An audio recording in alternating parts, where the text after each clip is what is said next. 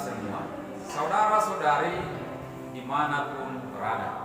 Selamat berjumpa kembali dalam Inspirasi Sabda Keluarga hari ini, Minggu 14 Maret 2021. Bacaan Injil hari ini diambil dari Injil Yohanes. Marilah kita mendengarkan.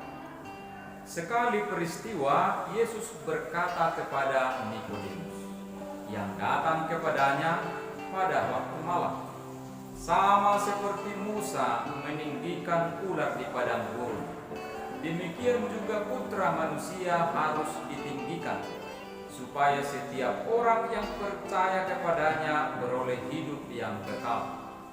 Karena Allah begitu mengasihi dunia ini, sehingga Dia telah mengaruniakan Putranya yang tunggal, supaya setiap orang yang percaya kepadanya tidak binasa, melainkan beroleh hidup yang kekal. Sebab Allah mengutus Putranya ke dalam dunia, bukan untuk menghakimi dunia, melainkan supaya dunia diselamatkan melalui Dia. Siapa saja yang percaya kepadanya, ia tidak akan dihukum.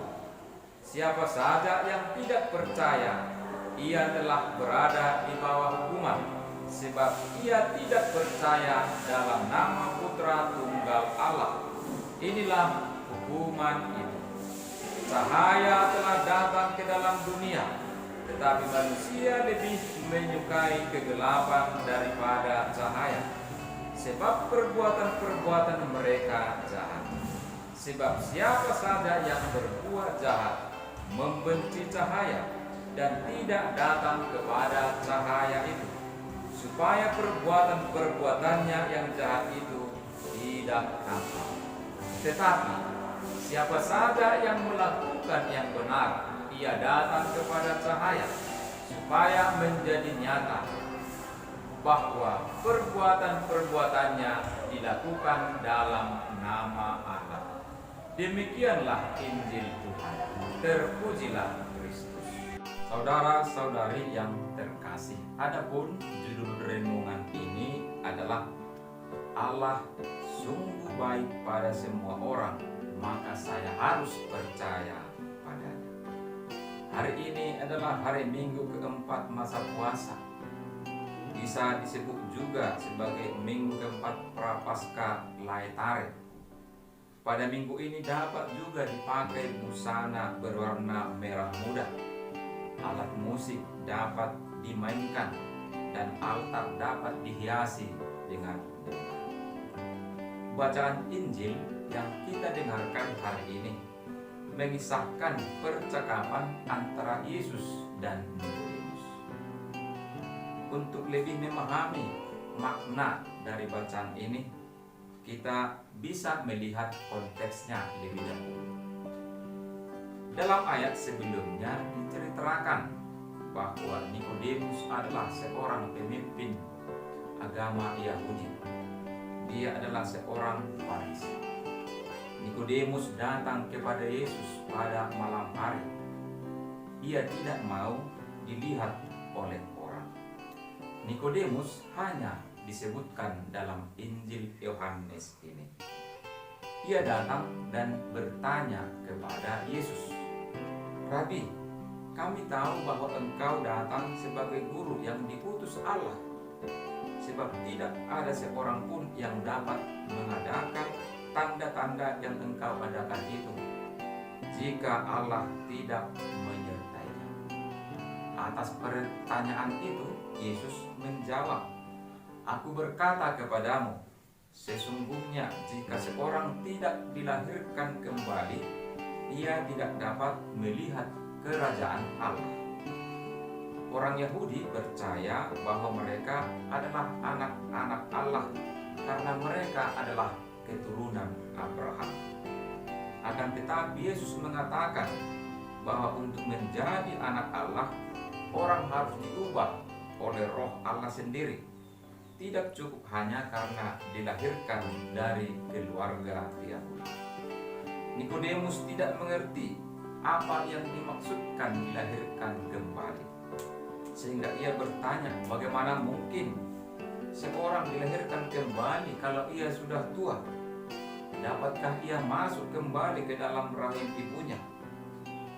Yesus akhirnya membuat lebih konkret. Aku berkata kepadamu, sesungguhnya jika seorang tidak dilahirkan dari air dan roh, ia tidak dapat masuk ke dalam kerajaan Allah. Nikodemus tetap ragu, bagaimana mungkin itu terjadi? Maka Yesus membuat perbandingan dirinya dengan Musa. Yesus mengatakan kepadanya, sama seperti Musa meninggikan ular di padang gurun, demikian juga Anak Manusia harus ditinggikan, supaya setiap orang yang percaya kepadanya beroleh hidup yang kekal. Karena begitu besar kasih Allah akan dunia ini, sehingga ia mengaruniakan anaknya yang tunggal, supaya setiap orang yang percaya kepadanya tidak binasa, melainkan beroleh hidup yang kekal. Saudara dan saudari yang terkasih, Yesus menegaskan begitu besar kasih Allah akan dunia ini. Allah telah mengaruniakan anaknya yang tunggal, yaitu Yesus sendiri, supaya setiap orang yang percaya kepadanya tidak binasa, melainkan beroleh hidup yang kekal. Lebih lanjut, Yesus menegaskan, barang siapa percaya kepadanya, ia tidak akan dihukum. Dan barang siapa tidak percaya dalam nama Anak Tunggal Allah, ia telah berada di bawah hukuman. Siapa saja melakukan yang benar, ia datang kepada terang, supaya menjadi nyata bahwa perbuatan-perbuatannya dilakukan dalam Allah. Orang yang hidup dalam terang adalah orang yang hidup dalam Allah.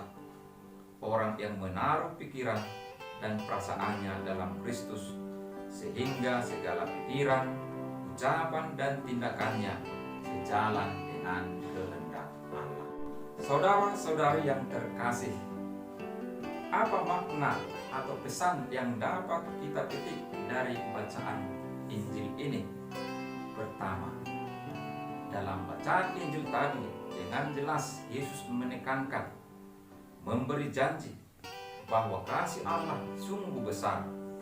Dia mengaruniakan anaknya yang tunggal dengan tujuan supaya setiap orang yang percaya kepadanya tidak binasa, melainkan beroleh hidup yang kekal. Dalam hidup kita sehari-hari, sungguh banyak bukti kasih Allah yang kita alami. Kita diberi nafas kehidupan setiap hari. Kita dibebaskan dari virus COVID-19.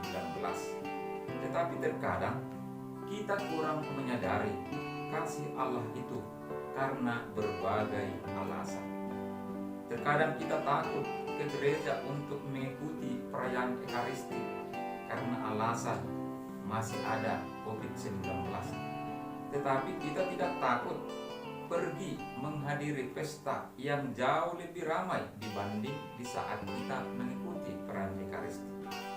Kalau kita yakin akan janji Yesus ini, setiap orang yang percaya kepadanya tidak binasa, melainkan beroleh hidup yang kekal, maka kita harus sungguh menyerahkan hidup kita kepadanya.